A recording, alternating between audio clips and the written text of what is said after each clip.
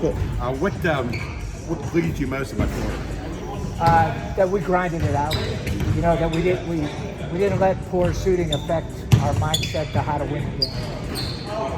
We get better at that. I know that's been a point of yours for a long time. Is they tend to play better defense when they see the ball go in the basket.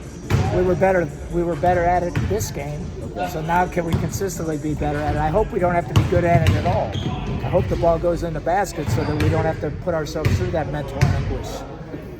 Keith, you're going to have ups and downs physically, but how about mentally? How is the team making it through this stretch in here in the last few weeks? I feel good about us. I feel like, mentally we've been on it pretty good. I mean, I thought that our maturity level was pretty good during the game.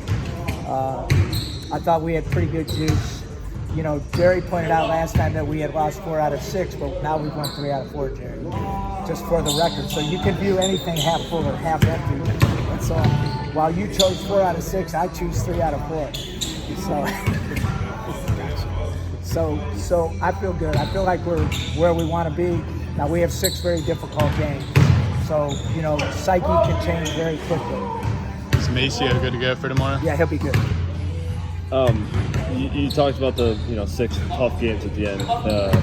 I think some people would view George Washington and say, well, it's 1 and then 5 after that, and I know you don't. But is there any part of you that's thinking about and I probably know your answer, but thinking about how this game is more important, or you really got to win this one because the stretch run is what it is? You can do that, and you can put unbelievable pressure on yourself and your team. And if you do that, and internally you do that to yourself, then it shows to your team, and then they don't play relaxed. So that's a mistake. You have to treat every game. I'll use St. Louis as an example. Most people would have thought that wasn't a must-win game for us.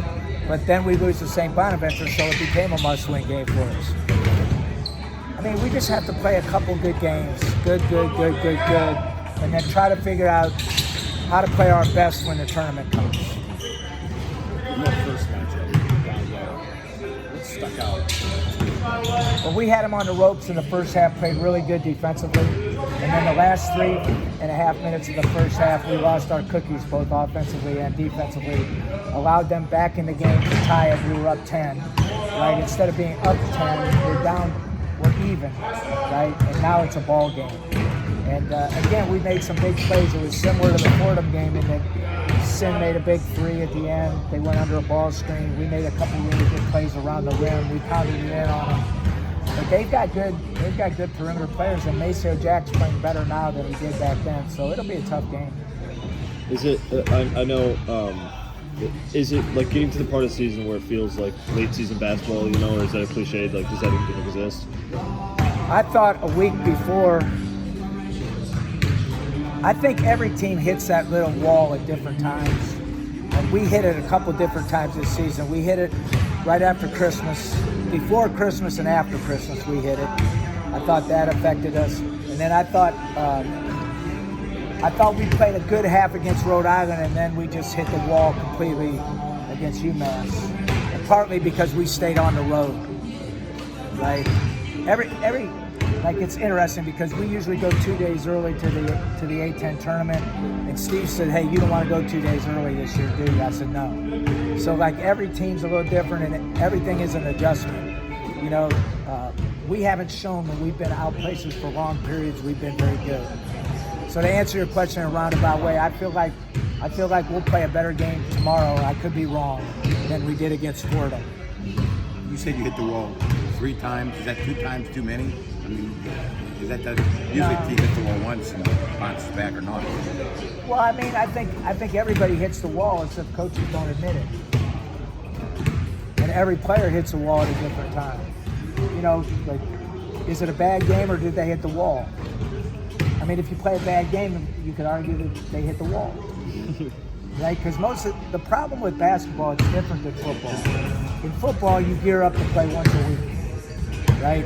In basketball, you're playing multiple games. So I'll use St. Bonaventure as an example. They played really good against us, went home, and laid an egg against Davidson. Probably a little tired, probably hit the wall a little bit, probably just had a bad game. And we didn't guard against Bonaventure, and you could argue that we were a little bit half a step slow from just the week prior. You know, that's just basketball. You got to win when you're not great. Like that's simple as that. And then you got to make plays when it matters. You know, you could use North Carolina. I watch a lot of basketball. North Carolina, are they that bad, or are they just a little unlucky? They're probably a little unlucky. They just can't win right when it matters in multiple games, right? You're talking Duke. You're talking last game, the game before that. They could have won all those games, right? But they didn't. So some of it is luck. Do you find this team in this practice getting past the grind? Are they practicing as hard as they practiced in November?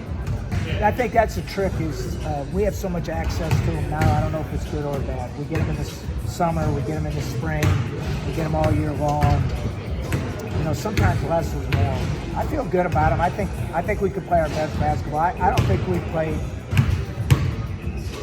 we played particularly great, but if you're 18-6, then you're pretty good. If the coach doesn't think you played particularly great, we have some good attributes. We just haven't put it all together yet. Feel more confident this time of year than you did last year? I'm always confident. I don't let myself fall into those traps. The first year I wasn't too confident because we weren't very good, right? Like you can fool yourself, but you're not ignorant either, right? We got the most out of those kids the first year. They did a great job for us.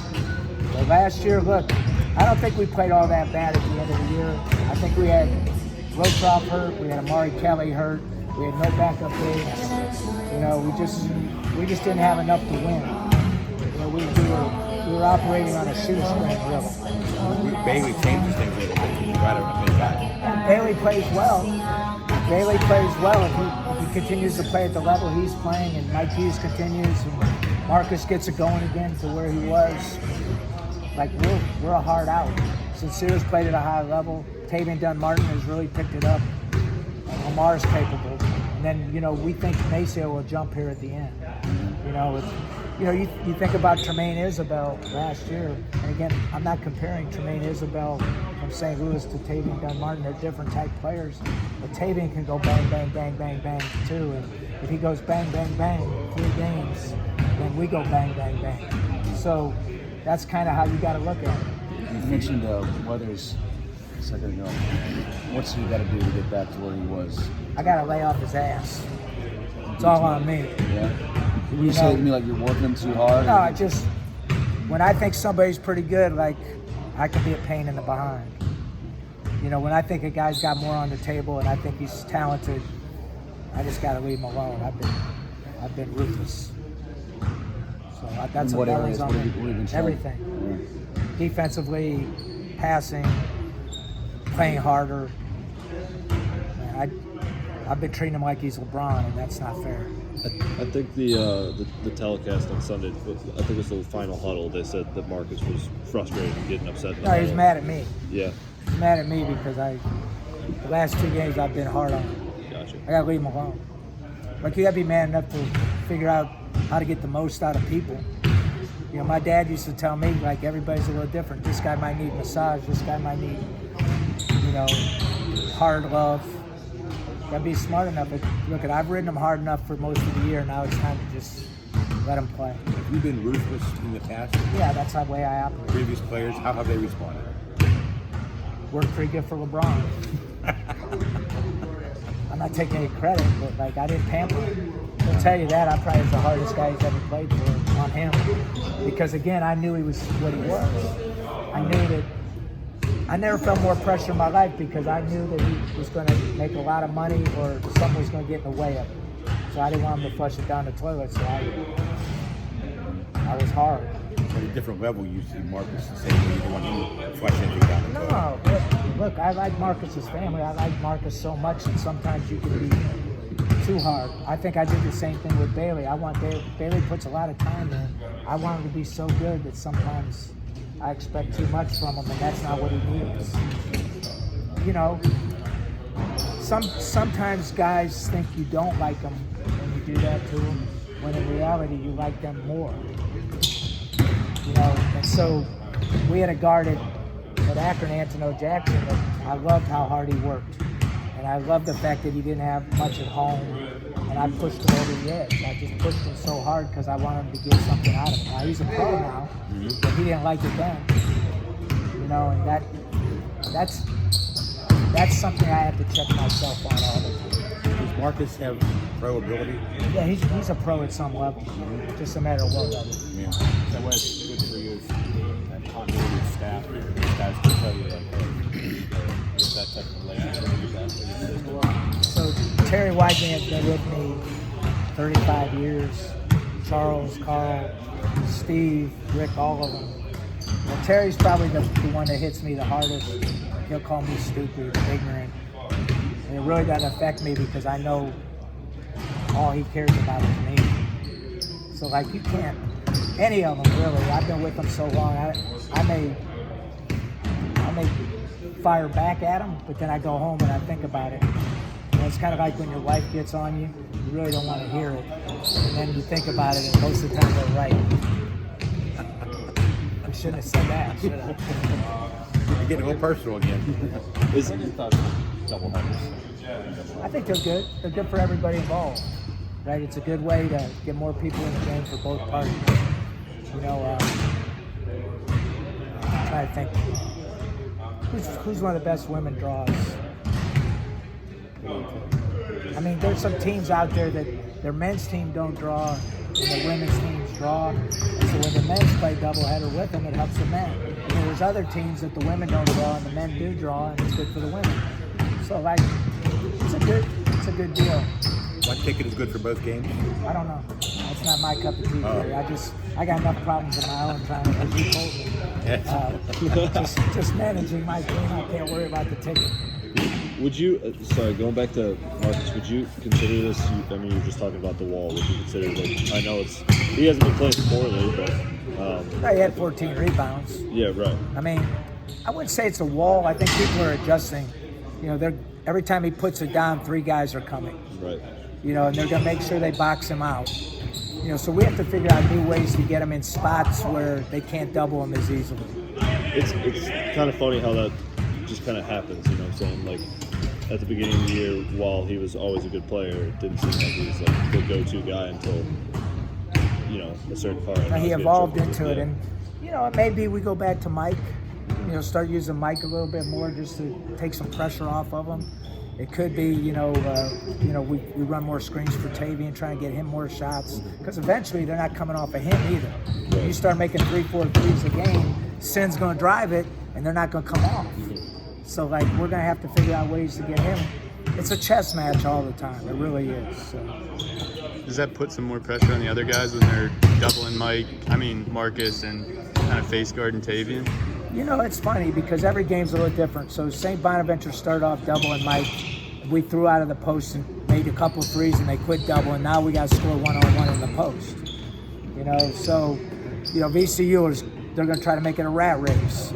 These guys, they played some boxing one on us. Like, that's why you have to be prepared for everything, and you have to practice at a high level so you're prepared for everything. Because if you don't, you're going to slip up in some area. Could be as simple as taking a 5 count. Now, I called timeout. That's why they changed the rule. Why they didn't want to change the rule is I called timeout with this referee before the whistle blew, right? And the committee didn't want to change that because it puts too much pressure on the referee to hear the coach, the other guy's counting, right? So, like, you gotta handle every situation. If you don't get the ball in bounds, and then we gave up a 3 after a missed free throw, like, that should have been an easy win at the end. And it turned out they had a chance to tie it. So, like, anything can trip you.